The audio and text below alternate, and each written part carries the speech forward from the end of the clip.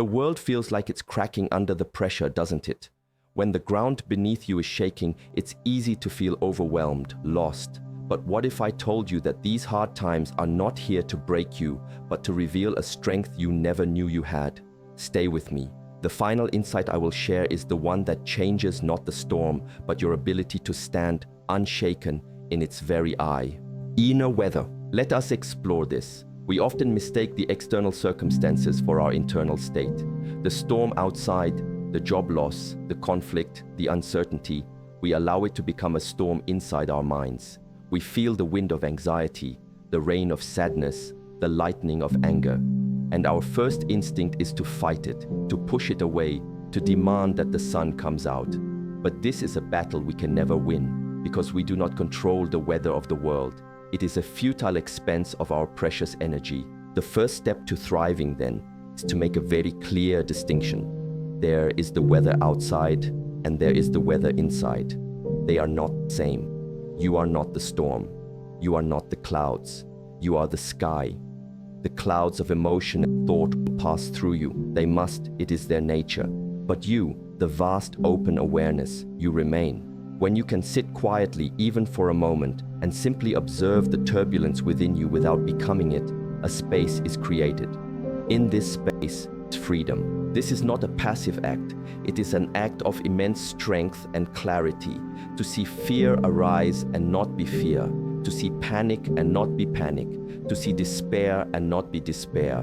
You simply acknowledge its presence. You might even say, "Ah, I see you, anxiety. You are here." In that moment of recognition, you separate yourself from the emotion. You take away its power over you because you are no longer identifying with it. You are the observer of the feeling, not its captive. Hard times will always come. This is a law of existence, a part of the natural cycle. To expect a life of constant sunshine is to set yourself up for constant disappointment. But to learn how to be your own clear sky, to provide your own space for the storms to pass without causing destruction, this is a skill. This is self-mastery. It begins with the simple, profound realization that the turmoil you feel is not the truth of who you are. It is merely the weather of the moment. The mind will want to argue. It will tell you that this problem is different, that this pain is too great. It will weave stories and predictions of future disasters, pulling you out of the present and into a whirlwind of what-ifs. Acknowledge this too as part of the inner weather. The storytelling mind is just another cloud formation. Let it drift.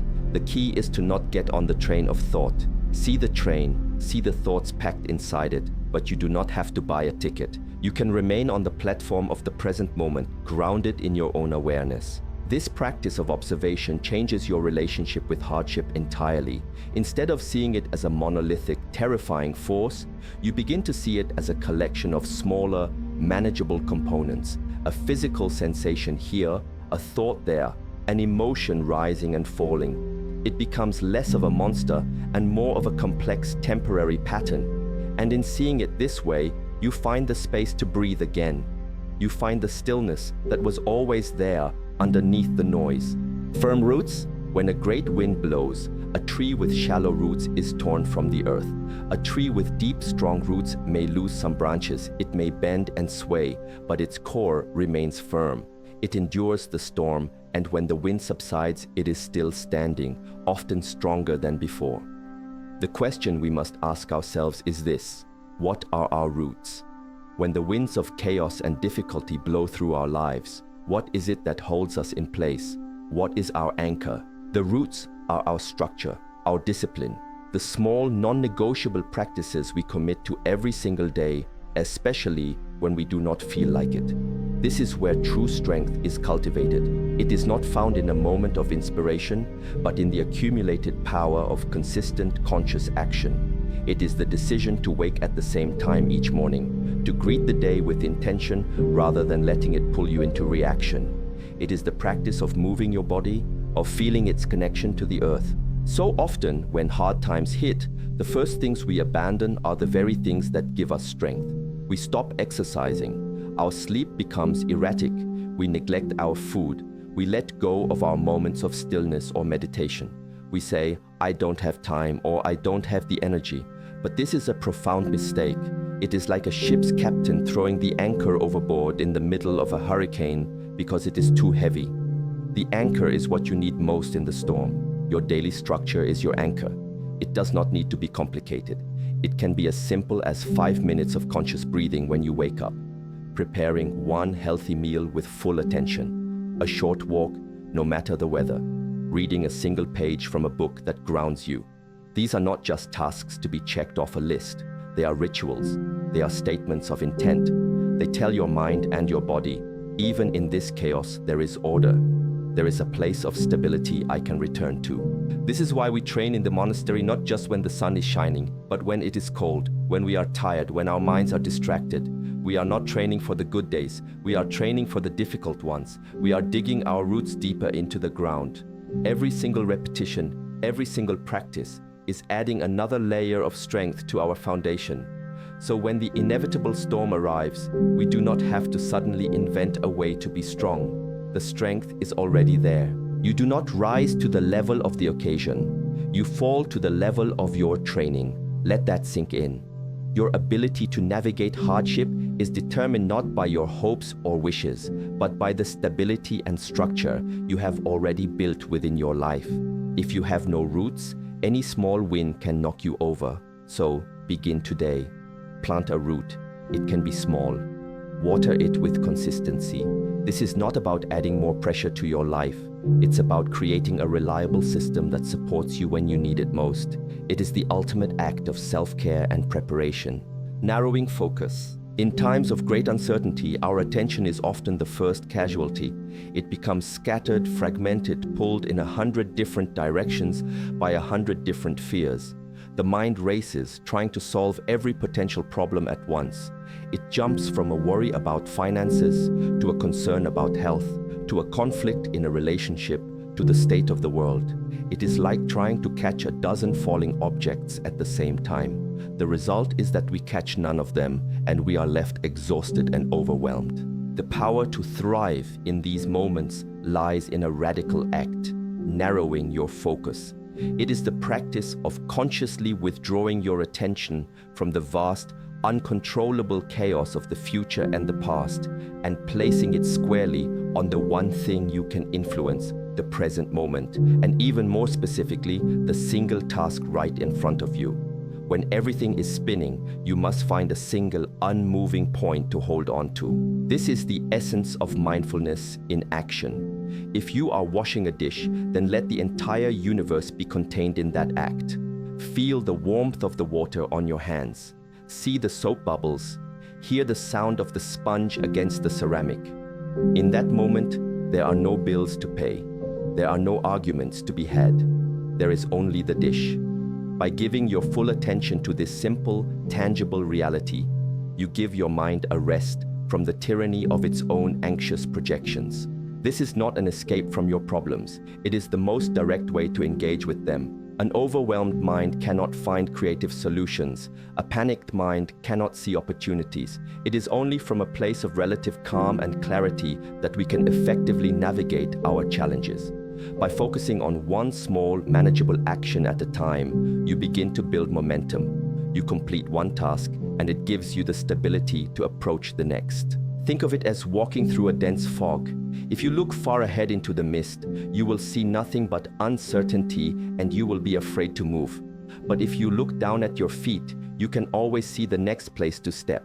So you take that one step, and then you look for the next one, and the next. By focusing only on the immediate necessary action, you can walk through the thickest fog and eventually emerge on the other side. This requires a gentle but firm discipline. When you notice your mind wandering off into worry, as it inevitably will, you do not scold it. You simply and gently guide it back to your breath, back to the feeling of your feet on the floor, back to the task at hand. Each time you do this, you are strengthening a mental muscle. It is the muscle of intentionality, of choosing where you place your energy. In hard times, your attention is your most valuable currency. Do not spend it on things you cannot change. Invest it in the here and now. Embracing cycles. The final step, the one that ties everything together, is a shift in understanding. It is the move from resisting hardship to embracing it as a necessary part of a larger cycle. We in the West often view life as a linear progression towards constant happiness and comfort. Any deviation from this path, any pain, any difficulty, is seen as a failure, an error in the system. This mindset is the very source of our deepest suffering, because it is in direct opposition to the nature of reality. Nature does not move in a straight line. It moves in cycles. Day is followed by night. High tide is followed by low tide. Growth in the spring is followed by the decay of autumn and the deep rest of winter. Is winter a mistake? Is the night a failure? No, they are essential. Winter is the time when the energy of the earth gathers itself, when seeds lie dormant, preparing for the explosion of life that is to come. Without the dark and the cold, there could be no spring.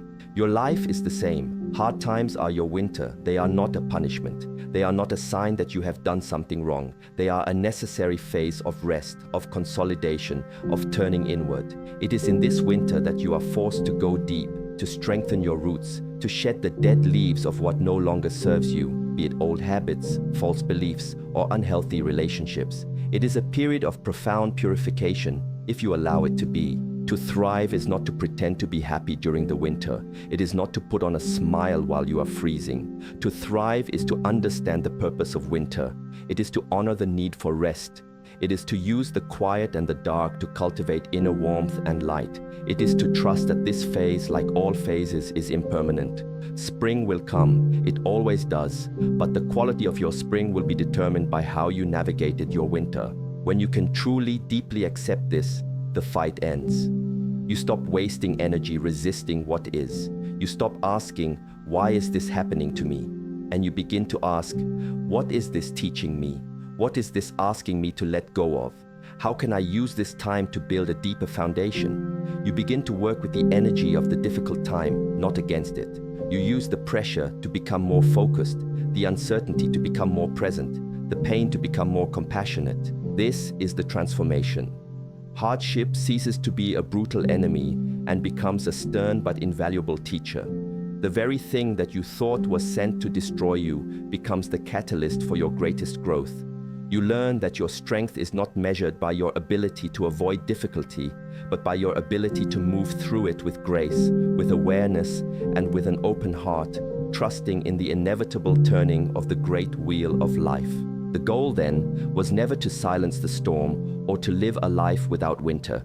The goal was to become the person who can stand in the storm, feeling the wind and the rain on their skin and not be broken by it, to find the stillness within the chaos, to build roots that hold firm in any ground, and to trust that even in the darkest night, you are simply gathering strength for the dawn that is to come. This power is not somewhere else.